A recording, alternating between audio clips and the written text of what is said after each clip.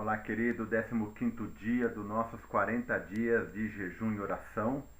A gente vai estar falando um pouquinho essa semana sobre as fortalezas. A gente começou ontem e hoje eu quero entrar um pouquinho na área do engano.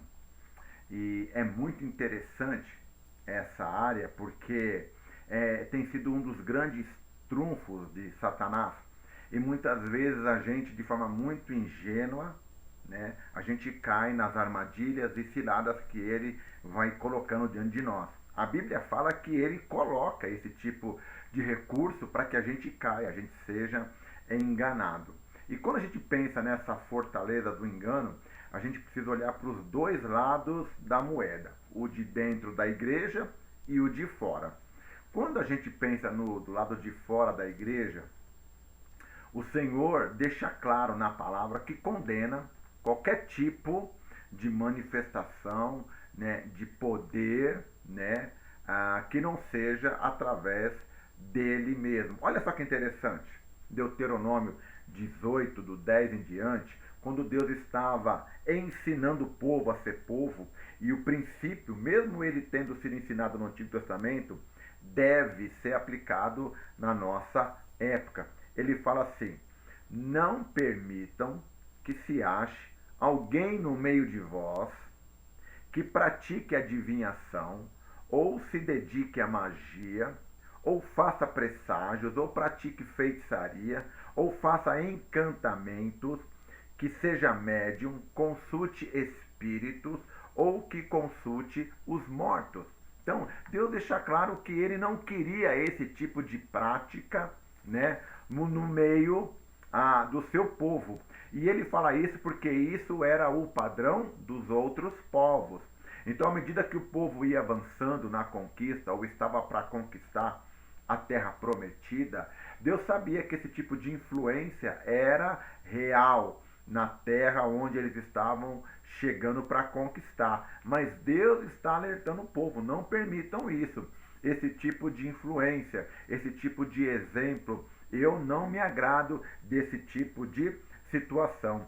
E lá em Gálatas capítulo 5, verso 20, Paulo ensina, né, a gente trazendo o princípio para os dias de hoje, que a feitiçaria é obra da carne. Sabe o que significa feitiçaria na Bíblia? Buscar poder, né, em qualquer outra fonte que não seja Deus. Isso é feitiçaria. Então, precisa prestar muito atenção no tipo de influência que você tem permitido sobre a sua vida. Como é que a gente vai descobrir se alguma coisa é certa ou errada? Quando eu conheço o certo, eu posso comparar com o errado. Quando eu comparo, eu vejo que está diferente. E é aí que a gente vai detectar aquilo que está errado. Por isso que se você não lê a Bíblia, se você não busca a Deus, se você não é discipulado, se você não faz parte de um grupo onde você vai ter crescimento, se você não vai nos cultos no domingo, você não consegue aprender o certo. E quem não sabe o certo fica vulnerável para o engano.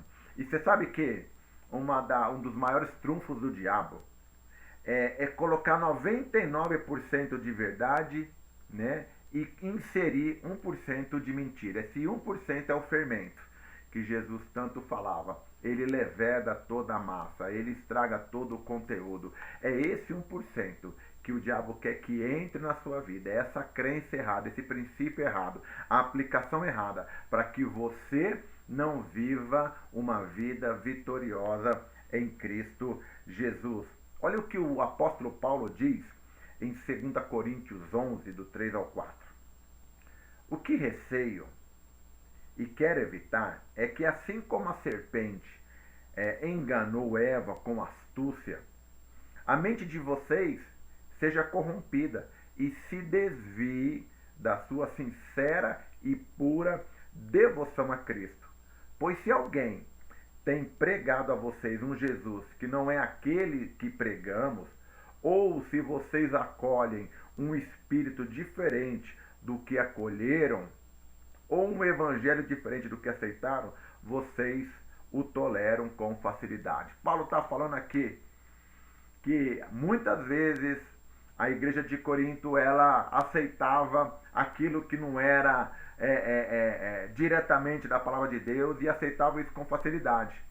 E às vezes a gente fica também nessa angústia, nesse desejo de querer respostas, e o diabo então usa pessoas, usa a líderes, usa até mesmo igrejas, para te dar a resposta que você quer ouvir, mas não aquela que você precisa ouvir. A palavra de Deus é a nossa única regra, a nossa única regra de fé e prática.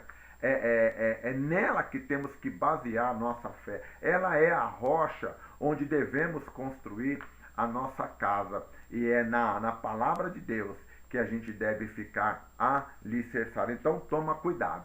Paulo também, ainda falando um pouquinho lá em Gálatas 1:8. Deixa eu ler esse texto para vocês, que é muito interessante, porque Paulo viu na igreja de Gálatas também, naquela região da Galácia, né? Um desvio do evangelho muito rápido. E ele fica admirado com a velocidade com que as pessoas começam a permitir esse engano. E isso é muito pernicioso. Assim como o apóstolo trata essa questão, eu também estou tratando hoje com você. Olha só. Deixa eu ler o verso 6. Admiro-me de que vocês estejam abandonando tão rapidamente aquele que os chamou pela graça de Cristo para seguirem outro evangelho. E não é verdade que tem um monte de evangelho? Como somos divididos, Jesus ensinou um princípio muito poderoso, que uma casa dividida não subsiste. Mas o que mais tem hoje é diversidade, né? Para a gente poder ir atrás daquilo que nos agrada. Que na realidade não é o evangelho. Não é o evangelho. Cuidado com as opções, viu? O que ocorre é que algumas pessoas que estão perturbando, querendo perverter o evangelho de Jesus Cristo. Mas ainda que nós, olha, Paulo até se coloca aqui como uma das pessoas que poderia pregar alguma coisa diferente do que já havia sido ensinado. Mas ainda que nós, ou um anjo do céu, pregue um evangelho diferente daquele que lhes pregamos, que seja amaldiçoado. E olha só, ele repete o princípio, como já dissemos no verso 9, agora repito, se alguém lhes anuncia um evangelho diferente daquele que já receberam, que seja amaldiçoado. Então, essa questão do engano é muito séria. Desde a igreja primitiva, ela é real. E principalmente nos dias de hoje. A gente vive um tempo de muitas fake news, né? Muita coisa rola na internet. Os cristãos começam a engolir um monte de porcaria. Liga o filtro da palavra de Deus. Busque ao Senhor. O salmista diz, lá no Salmo 119, escondi a tua palavra no meu coração para não pecar contra ti.